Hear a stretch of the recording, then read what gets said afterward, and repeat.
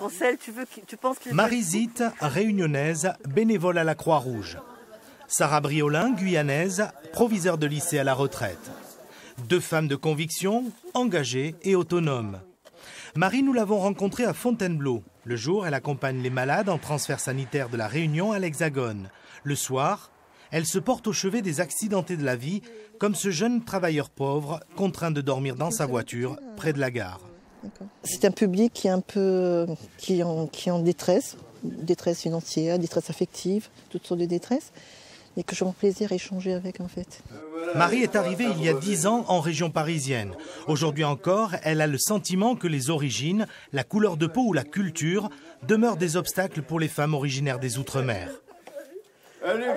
Même si on a des diplômes, on a quand même beaucoup de mal, enfin pas mal de femmes ont beaucoup de mal quand même à trouver du travail en métropole. Ça, c'est une réalité en fait. Même si les choses ont changé, les Outre-mer ont quand même accès à pas mal de grandes écoles aujourd'hui, mais la réalité est là quoi, en fait. Après une carrière d'enseignante puis de proviseur de lycée, Sarah prend désormais le temps de vivre, mais elle est toujours restée une militante combative. Son témoignage pour améliorer le sort des femmes, elle le puise dans son expérience professionnelle.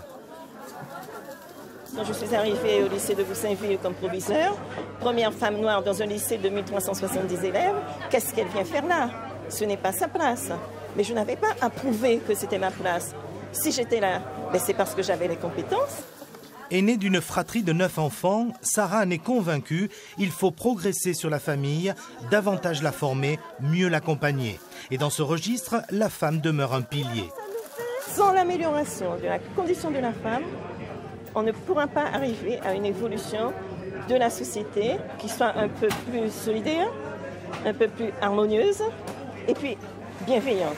Sarah Briolin et Marie-Zite illustrent chacune à leur façon le chemin accompli, mais aussi tout ce qu'il reste encore à faire. La Journée internationale des droits des femmes vient le rappeler chaque année avec insistance.